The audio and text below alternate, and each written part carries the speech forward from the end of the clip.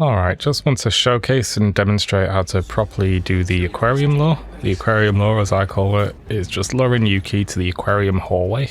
That's the hallway with the aquarium in it. It has great access to multiple parts of the map and a variety of disguises. Right now I've made my way there from Morgue Start. Not too difficult to make it there in any disguise from the morgue. It's important to note that the two civilians up ahead are proximity triggered. Once you pass that sort of light strip there, they'll begin talking. Just over a minute after it's triggered, they'll start to move in different directions, so it's important to take care of them, but it's not a huge rush. At the moment we're here early and just waiting on that guard up ahead, so we're going to set up first, placing this briefcase by this light strip to lure Yuki right the way in, and placing a phone behind this trolley of boxes. Now the guard has passed, we can do a shot to separate these two civs, and then KO the guard, and then go KO the civs. Everyone's bodies will be safe here as long as they're not too close to doors or windows. The ogre instructor stops near the door where the security guard is, but you won't really see too far inside. Once we see Yuki approaching, we can activate the phone. Honestly, it's better to do this early rather than late. Even if you didn't KO the handyman and gardener, they won't hear it where it is there. Open the doors, and as soon as Yuki is in range, she'll hear it. Both the guards will follow her in, and you will have to KO them, which is why the briefcase is important. Obviously, with the garage smuggle right next door, it shouldn't be any trouble. That's the one you want to use most of the time if you're doing this lore, and put something in that you need for Yuki, maybe even the phone itself. Obviously there's a big ass window behind us and Yuki's sweet guards can see in, as well as the Roman security, but once her guards pass the trolley of boxes, it's safe to begin KOing, maybe even slightly before then. Try to throw KO the second guard because it's faster. You could maybe place the briefcase further in and prevent Yuki turning, but as you'll see here, even if she freaks out and goes into lockdown, no one can hear her scream. Stay chill, point your gun at her, and you can get any live and quiet kills in any disguises you can obtain. There's like 4 here, plus Yoga Man's not out of the question. You've even got a taserless electrocution setup right around the corner with the aquarium window. Now if you're trespassing, well, actually it's even easier. You can make it there from Ninja Start, no problem, with the route I'm showing now. Cameras will be an issue if we can't hack our way into the morgue, but honestly you don't need key hackers most of the time unless you're doing Kai stuff or going into Portman's room. Portman's room is actually harder to get in than the director's, not even joking. Like, few NPCs really go by it, so it's tough getting one to open it sometimes. Once you reach the garage, you do need to be careful not to peekaboo anybody towards the doors into the hallway. Grab the smuggle, always bring a smuggle here, it's just way more convenient even if you don't use what's in it. Also grab the hammer and wrench if you can, 2 wampers are better than 1. Once the guard approaches, peekaboo him and take cover for a corner subdue and hide him in a cupboard. This time we won't worry about the civilians yet, we get like 70 seconds to deal with Yuki, which is plenty of time. We've not even passed that light strip yet. Now since we're trespassing this time, we'll do the setup a little different to make it easier. We can place the briefcase further down the hallway now, right by the last light strip. The phone is the same thing, but you want to make sure to place it more precisely like I'm doing now. That will make Yuki stop in view of the window and allow us to peekaboo her further in than the phone would take her. Obviously you can still ring it early, she'll stop perfectly, and you can peekaboo her right the way in. Lead her towards the briefcase, and you can just take cover behind these boxes. The guards will be oblivious, which is pretty funny. Even Yuki, once she's already been peekabooed, you don't really have to worry about any extra whooshes she's passing. She'll see the briefcase, you get a nice window to KO the guards and get a live kill on her. Easy peasy. Last order of business is just to take out these 2 civilians, because they will find the bodies eventually. If you don't take them out, I'm just going to do the same thing we did last time. Shot to distract 1, KO them both in a line. And that's good. All these bodies will stay hidden for longer than you need to be in Hokkaido for.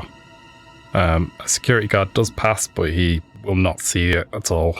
Standing here for 4 minutes, almost 7 minutes in, nobody's spotted them at all. That mostly concludes the early aquarium lore, but that's not all. There's a late one at 3 minutes in for after you deal with sodas.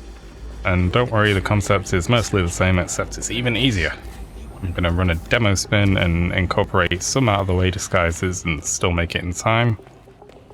First of all, I'm going to do my preferred helicopter pilot grab, a shot to turn him towards the window, and then just put him and peekabooing him inside.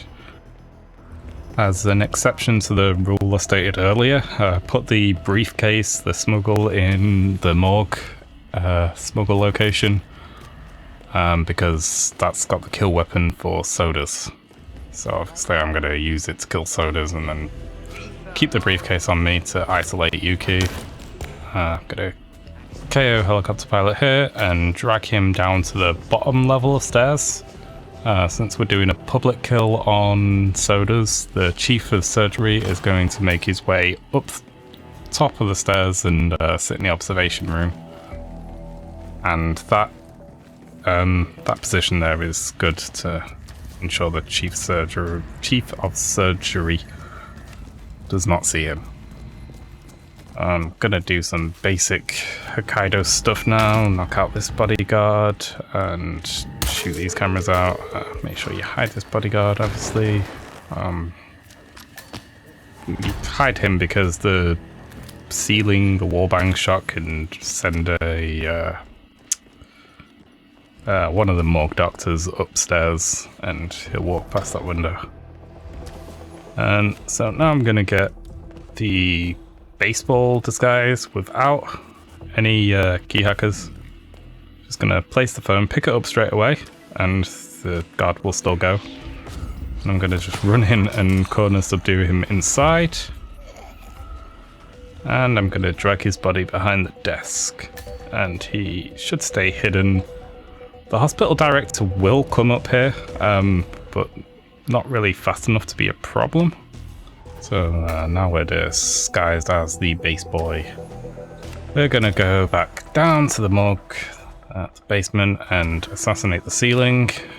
Standard Hokkaido stuff. Change into the paylock disguise and make it to that aquarium hallway by 3 minutes. If it passes 3 minutes, it's too late to start doing it, but it's fine as long as it's 3 minutes. We're going to shoot the ceiling, send the security guard up since we're a little low on time, and we don't need to KO him in this case. This time we put the phone next to the cupboard because Yuki is coming out of her suite and she will get a lot closer to the door, so we can actually lure her further in. And then we can place the briefcase far in where we did with the peekaboo, and we don't even have to worry about peekabooing this time.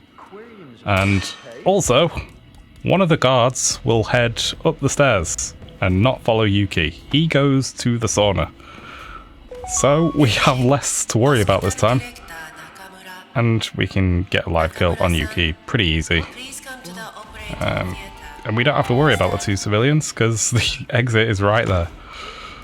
So we don't have to worry about the security guard or the civilians. We can just book it to the exit. So that's the aquarium lore. There's a lot more that can be done with these ISOs, but this is long enough and I don't want to do ADR all night, so finding them can be your homework. But I'll mention a few things while showing some stuff.